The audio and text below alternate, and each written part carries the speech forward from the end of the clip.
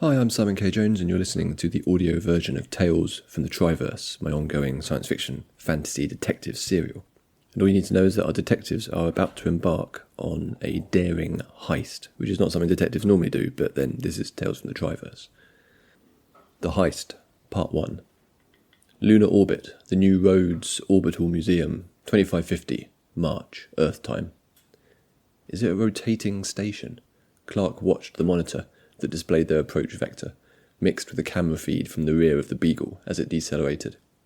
The impression of gravity remained fairly stable, but would soon shift to an uneven wobble as they slowed for docking, and then synced with the station itself. A Von Braun, yes, Justin said. They were still walking about the cabin, magnetically fixed to the floor, while the rest of them were strapped into their seats. Quite a classical interpretation, you'll see. There have been numerous improvements to the concept as proposed in the 20th century, but the designers of the New Roads Orbital Museum deliberately embraced a retro aesthetic. Justin gave a small laugh, an incongruous sound from the robot host. As such, the museum itself functions as an antique. Quite clever, really, if needlessly nostalgic. Remember that I will be monitoring each of you using the surveillance studs in your clothing. I will be able to see and hear everything. Kaminsky twisted in his seat to look back at them. Sure you can't join us in the museum, Justin? I'd feel better with you backing us up. They shook their head. Aside from the risk of detection, I am still attempting to maintain an ethical detachment. Clark squinted and huffed through his nostrils. Detachment from what? From what you are doing, Detective Clark. I endeavour always to minimise my involvement. It has been the network's policy for 4 centuries to only interfere when absolutely necessary. We do not wish to dictate the parameters of human existence. Each intervention of mine is a pebble thrown into the still pond. We superintelligences are best as observers. When the observer becomes the executor, predictive models rapidly begin to degrade. Kaminsky chuckled bitterly. And would that be better or worse than the clusterfuck the Triverse has ended up in? Justin moved towards the lift doors, which would whisk them back to the cockpit. The chaos of the current era is caused by the interference of a rogue AI. It is a glimpse of what could have been had I and my companions been less enlightened. They paused at the doors and turned back to face them. Do not open the door and invite your oppressors to enter. Human existence is precarious. Keep the door shut at all times. Good luck. They stepped into the elevator and disappeared to another floor of the ship. Good motivation speech, Kaminsky muttered. Clark watched him fidget with a small device, spinning it end over end. They were supposed to have stowed any free-floating items. He turned to Lola, sat next to him. How are you holding up? There was a collection of sealed paper bags on her lap. Okay so far, she said. I think I'm getting used to it. You should be fine on the station itself, Clark said. It will feel almost like Earth normal.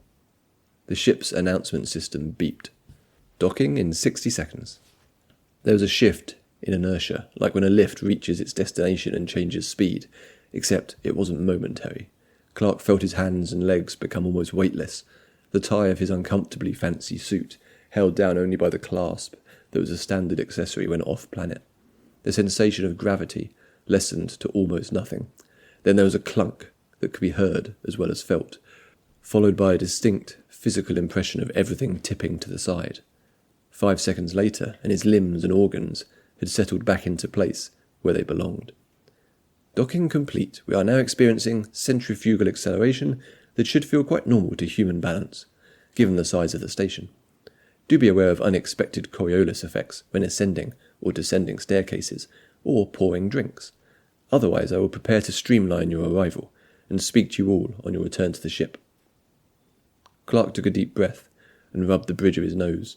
He unclipped his harness and looked at each of the others. All right, he said. Let's go be criminals. Kaminsky was acutely aware that he and Nisha could have been back in New Delhi, eating good food and living a quiet life in a busy place, surrounded by interesting people with absolutely normal lives. The Max Earth locals complained a lot about everything becoming harder and more expensive over the previous 5 years, but it remained a luxurious place to Kaminsky. The poorest person on Max Earth was richer than any ordinary mid-Earth Londoner. But he had unfinished business.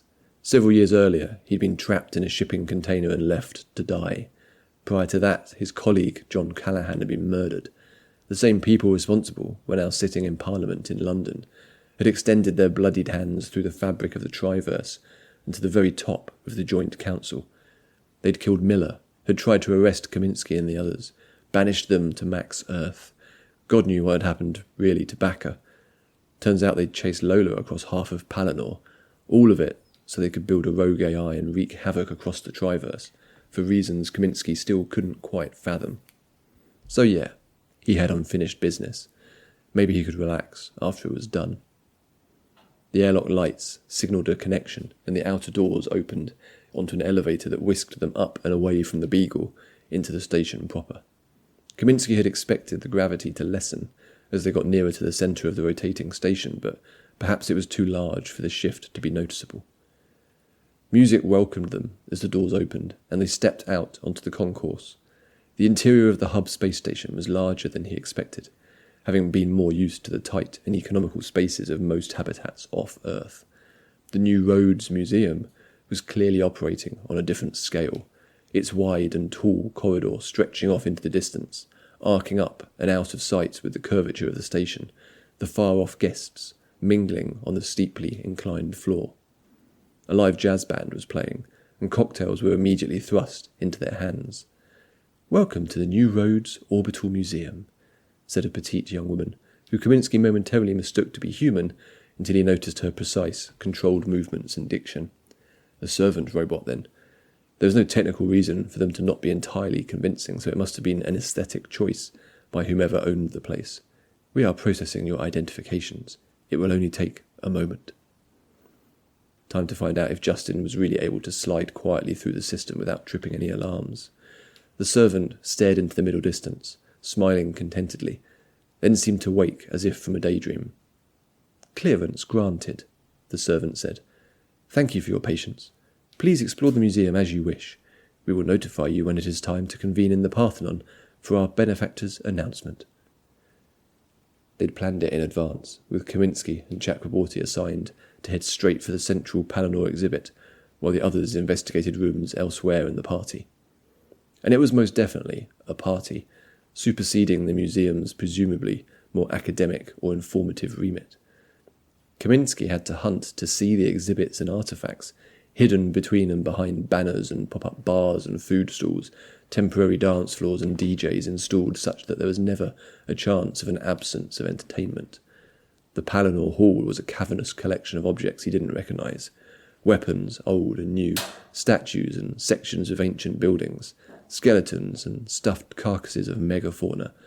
In a cabinet across the room, he spied the effervescent green of dopa fur and carefully steered Nisha in the opposite direction. He had to give it to Justin. For an AI, it had done a good job selecting their clothing.